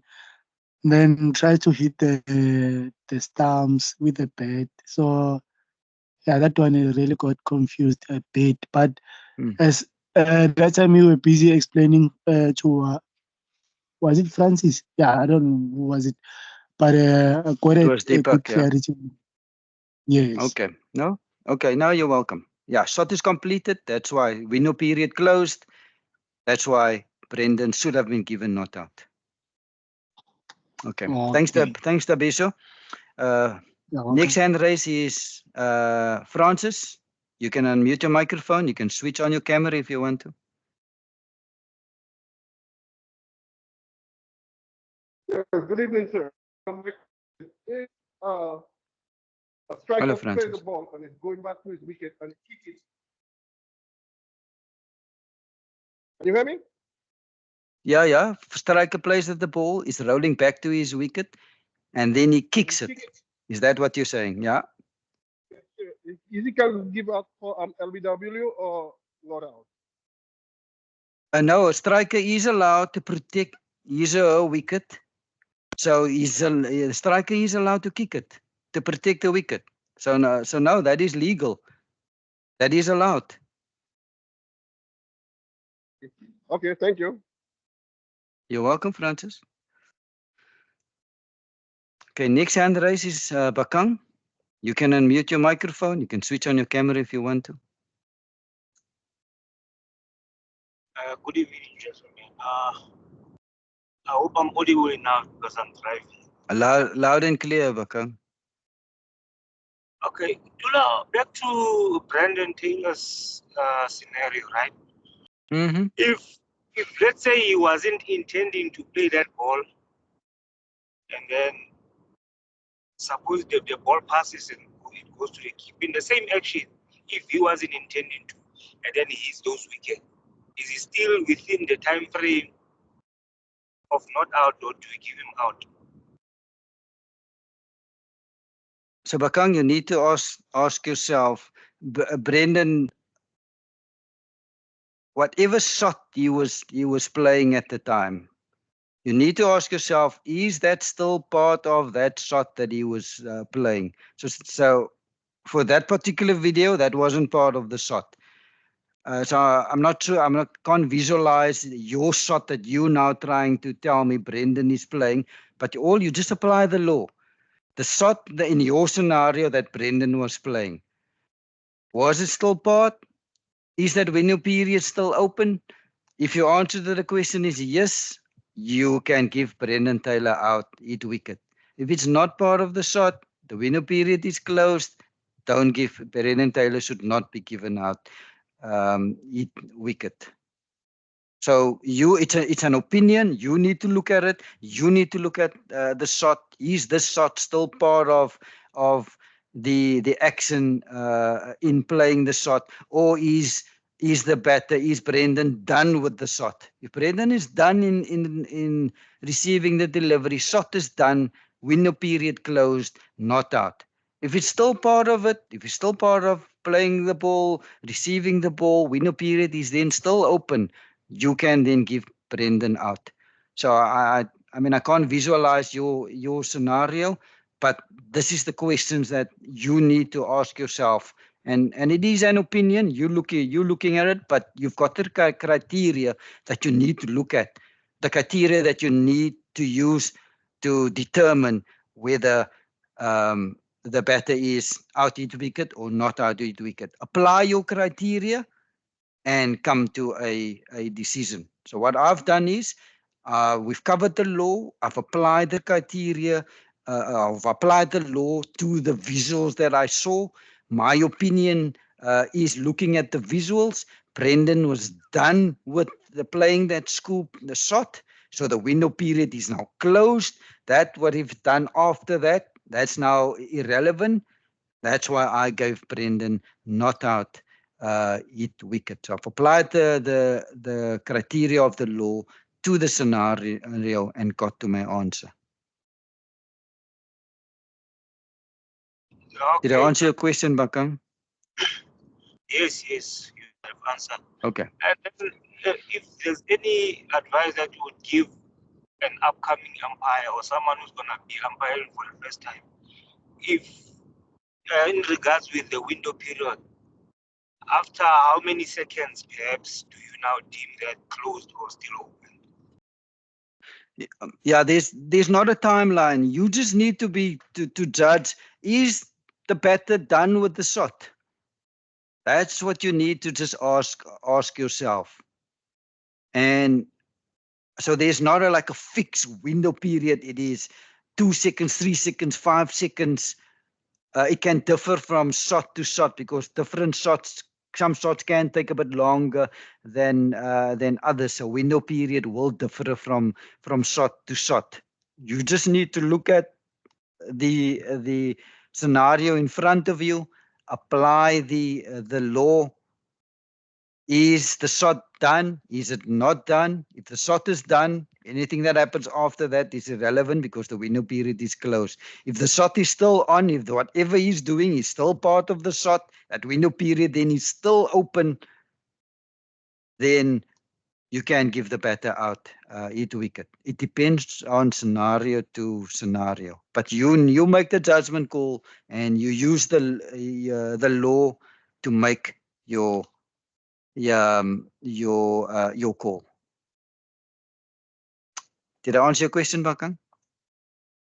Yes, thank you, Dula. Okay, you're welcome. Let me go to the chat box. I don't see any other hands raised. Let me go to the chat box to see if there's any other questions. Just give me a second. Faisal is asking, here in Western Province Cricket Association, who is the governing body of cricket in Cape Town, is there any laws in regards to play umpires in respect to who can stand? So in the top divisions like Premier and a few divisions below, we do have official umpires that get supplied by the mother body and the Umpires Association. But there are many leagues, especially the lower leagues, where there are no official umpires, and they then utilize player umpires. So the only law that's really in place, that play umpire needs to be part of the playing 11. You cannot have someone else from the outside be an umpire. So if there's play umpires on either side, they need to be part of the playing 11. Yeah, in my playing days, we had many games where there were play umpires, so we used to rotate. Everyone got 10, had to stand 10 overs umpire, and 10 overs you need to keep score. So that's how we rotated. But yeah, it was the playing 11 that umpired on both sides.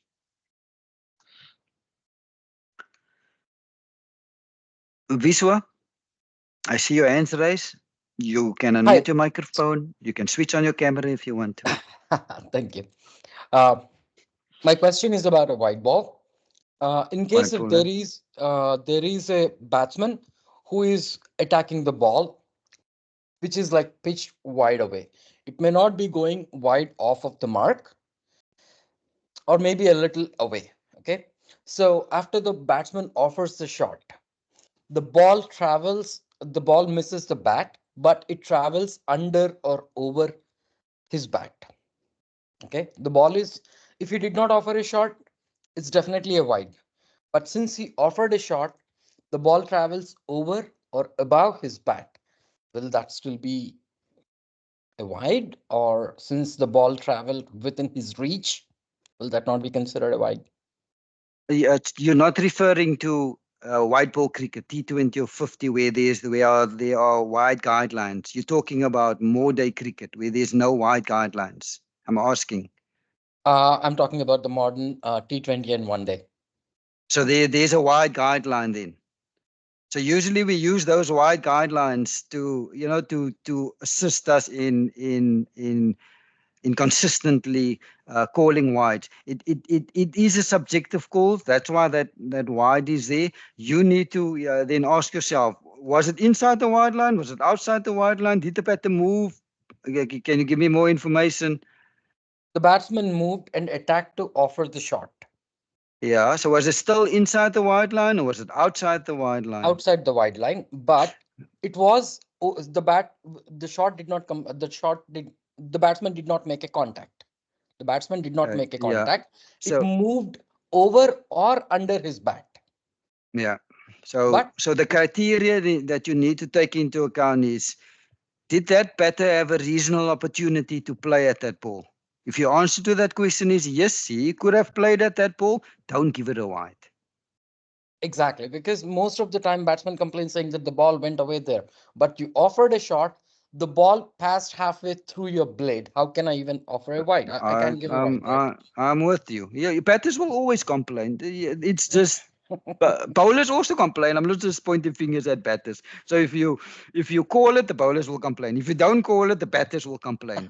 You just need to make your judgment call. Try to be consistent in your calling and stick to it. Yes, you're gonna get some wrong because it is a judgment call. It happens quickly. It's not like every game is the IPL where they can challenge and the TV umpire can look at it. Make the call. If the bowler, whoever mounts it, that's how I saw it. Just move, just play on. It's nothing to discuss. I made a quick call. Move on. You're going to find them moaning and groaning. It's just the nature of the game. So whether you call it, the bowler will moan. If you don't call it, the batter will moan. So you just call it as you see it and move on. I have one more question, maybe before you turn it Yeah, over. yeah. Mm. It's more about Yeah. management part. Sometimes the players get aggressive in club cricket, right? I'm a club level umpiring that I'm doing, right? So sometimes the players get aggressive. We call the captain and tell him that this is what is happening. Name calling, aggression, and all of it. But if it is the captain himself who is being aggressive, what would you do? So most competitions do have code of conduct that governs the the competition. So what I mean by code of conduct is, if this happens, the following punishment will apply. Let's say if you show dissent to an umpire's decision, it will be a level 1. If you do this, let's say it will be a level 2, etc., etc. So now in your scenario, at your night club level, the captain. So you first have a word with the captain. You say, Captain, whatever you aggressive, you in the batter's faces the whole time, or you have a word. If after having a word the captain still persists with this, now you fall back on your code of conduct. Your code of conduct usually guides you. You then can report the captain. If being really threatened very seriously, is it wise to call off the match and leave the situation? Is that okay? Or like, what would you do just in case if it is really getting aggressive and sometimes? No, yeah, I mean, umpires cannot just call off the matches. All we can do is we can speak to the captains, and we need to report whatever we see. If they want to get physical, we report, because the governing body is going to ask you to report. We are not there to we're there just to facilitate the game. The captains, they are responsible for their behavior of the captain and the players. It's not our responsibility. Even if they get physical, we cannot call off the game. We just need to report. Okay. It answered my question. But again, I'm not sure how your code of conduct works. Maybe your code of conduct maybe states in there if there's a free for all brawl, you can call off the game. But I haven't seen that in a code of conduct. Nor have I seen that in a cricket game. I've seen it in a rugby game, yeah, a free for all brawl where 30 players fight each other. But I haven't seen it in cricket. There were cases where people really get aggressive, where I had to tell them, like, boss, I don't have an option to defend. And if this continues, I have to leave the place to avoid a situation, because I'm not here to listen to all of this. Behave yourself, and this is a game, and let's try to get along with it and go ahead. Yeah, try to manage it if you can. If you can't, you just make notes, write your report. The governing body then needs to sort out, but it's not your responsibility. Player behavior is not umpire's responsibility. Correct. Thank you. Okay, you're welcome. Biswa, let me see. Next hand raised is the Tabiso, and then Dick Vijay. We'll get to you after the Tabiso, and then I'll go to the chat box. So Tabiso, do you have a question? Can you let me pass the question to PJ, then I'll come after. Is okay, Dick Vijay? Yeah, it's fine. Dick Vijay? Yep. The floor is yours. Sure, Abdullah. Can you hear me? I can hear you, yeah. Okay, Abdullah. So mine is a little kind of a complex, tricky situation question. If you recall, like there was a dismissal of Virat Kohli in one of the recent ICC T20 World Cup in Adelaide between the India and Pakistan game, in which he got bowled off a free hit. The ball hit the stumps. It went ahead. They ran 3 runs. There was like a lot of discussion going on from the broadcasters. The umpire called it like, I mean, they can run officially.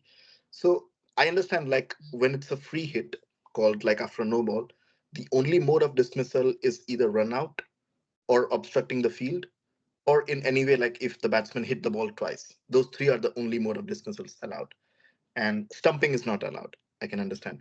But in any of the law books, from what I see, like even in the MCC law book, the PDF that you guys gave, and the book that I have is the Tom Smith's MCC law book.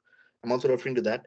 There's nothing mentioned about if you're bowled on a free hit, if a batsman can run or not.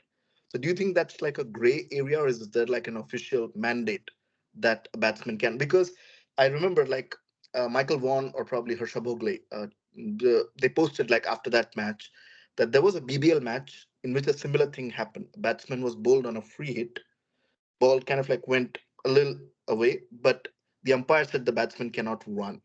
What's your take on that? What do you think is the correct way? If a batsman is bowled on a free hit, can they run or not?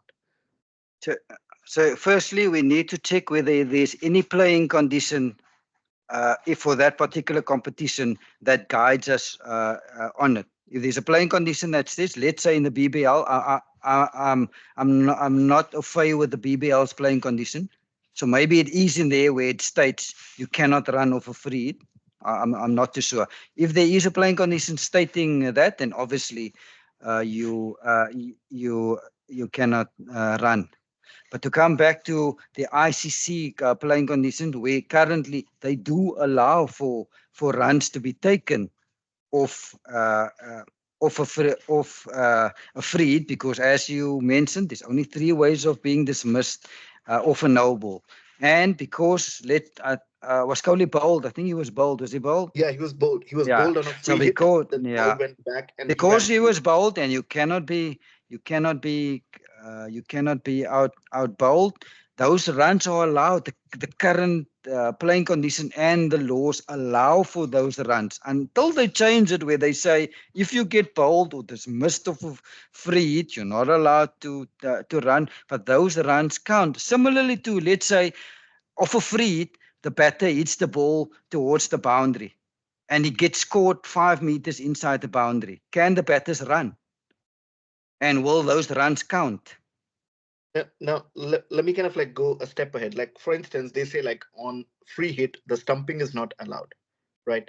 So, for instance, if on a spinner, the batsman jumps down the track, the keeper collects the ball.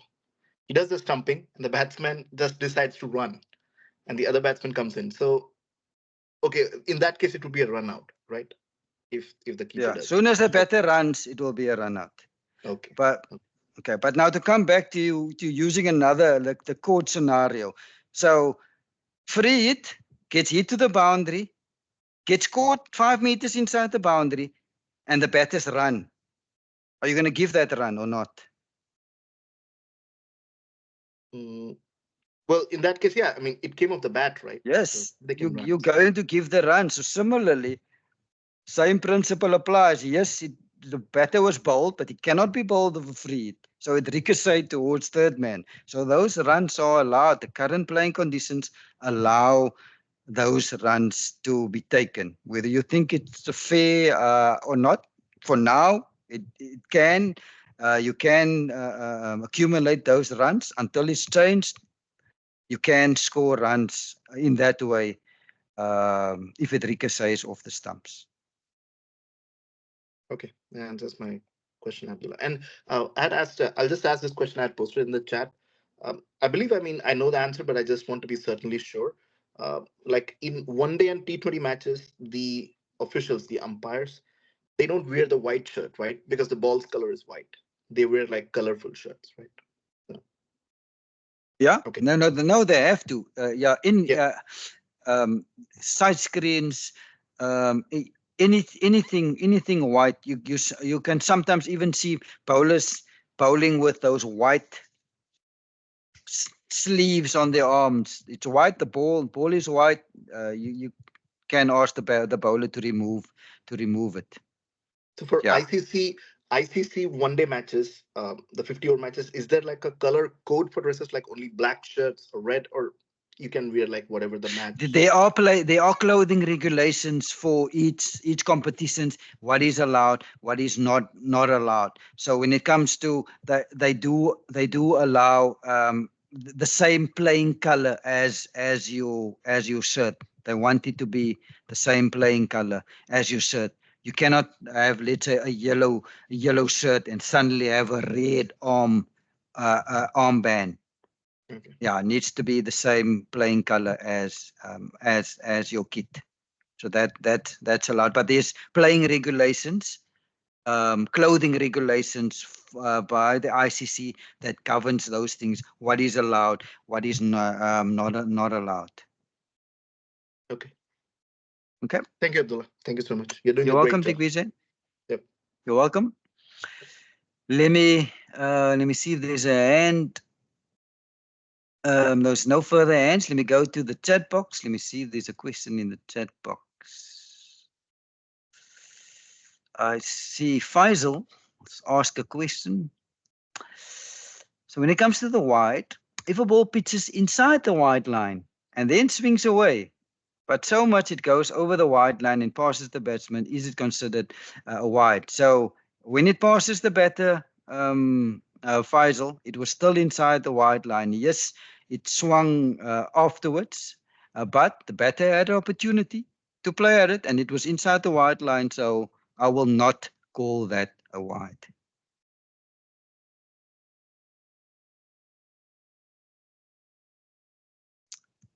Dick Vijay, is that an old hand or do you have is this a new hand?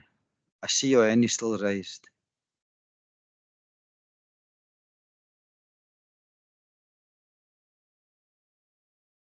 Oh, my bad. I think it's an old hand. I'll just. Okay, no problem. I've gone through all the questions in the chat box. Are there any other questions from the floor in the chat box? I'll gladly answer them. Okay, while we wait for attendees to think of a question. So we've covered the 40 laws. Next week, Monday, will be our last lecture. We will be covering, we will start with a revision lecture. So I'll be doing the revision lecture. So I'll cover all the slides where we saw those green highlighted text. I'll be covering those slides, and those will be the revision lecture. I'll start off with that. Tom will then take you through a step-by-step demonstration exactly how the online exam will work, how you register, how the questions will be, how you need to answer the questions. Tom will then take you through a step-by-step actual demonstration, more or less how the exam, the online exam will look like. If there are no further questions, no further hands, I don't see anything in the chat box. Thank you so much, everyone. You enjoy the rest of your day, evening, wherever you are in the world. Looking forward seeing everyone. Looking forward seeing all of you on next week, Monday. Thank you, Abdullah. You're welcome, everyone. Have a great evening, day, morning. Bye, everyone. Bye.